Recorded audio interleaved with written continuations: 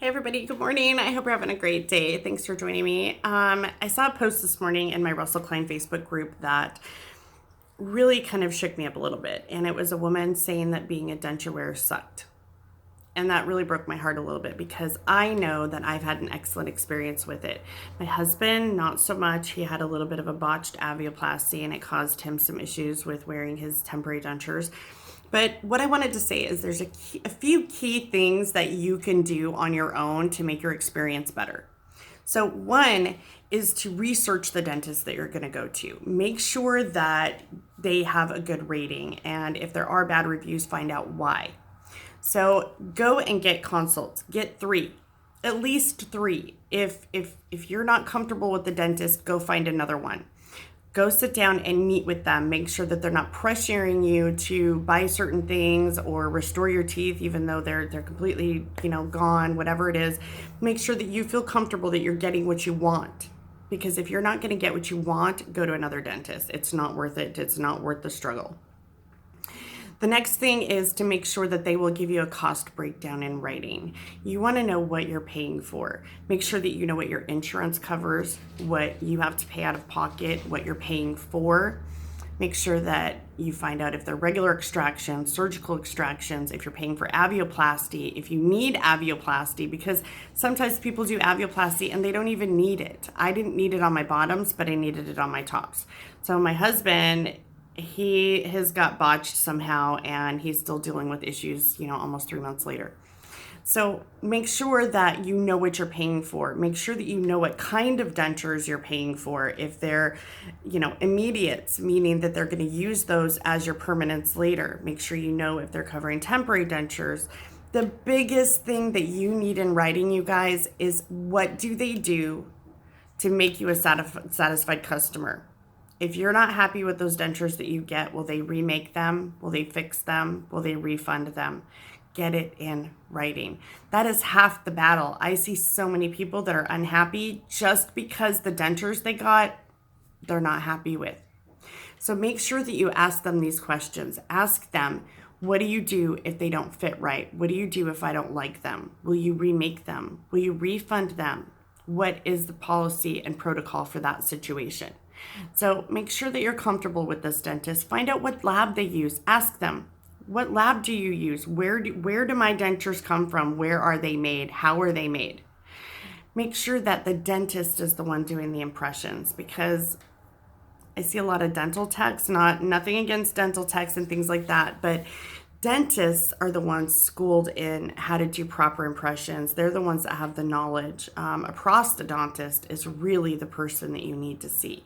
If you can get into a prosthodontist, that is your best bet because they are the most knowledgeable.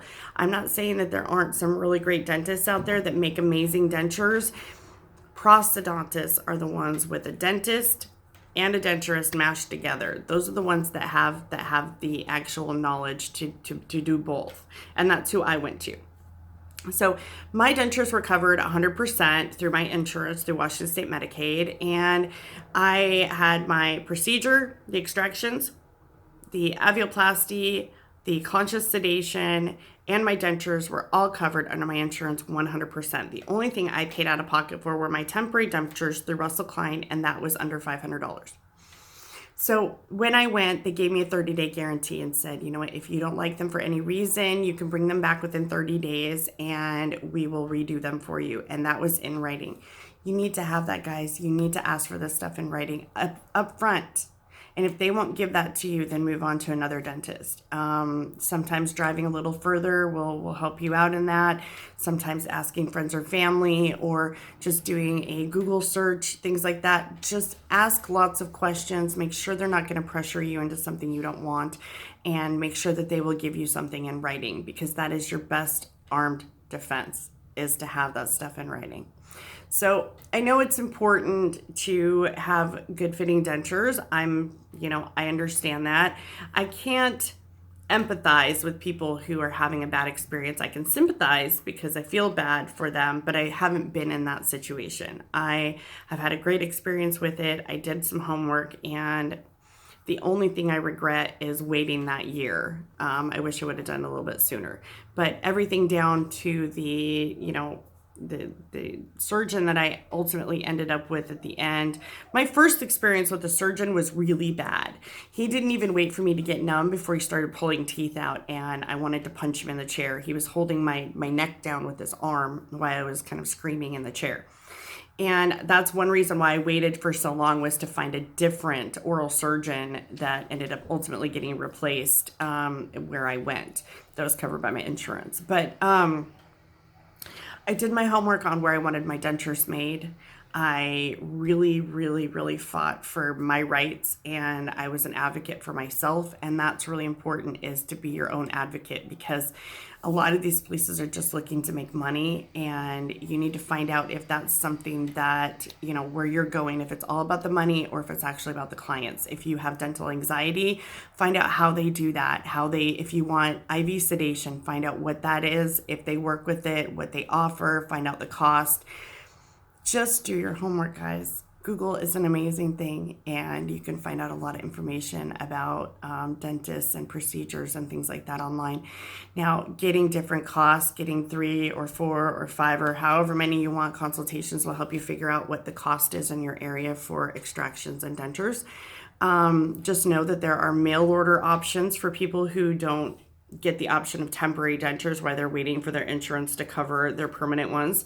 Mail order is a great option. I did mail order, my husband did mail order, and we're both so incredibly happy with the way that they fit and the way they look and everything. So Russell was fantastic for both of us.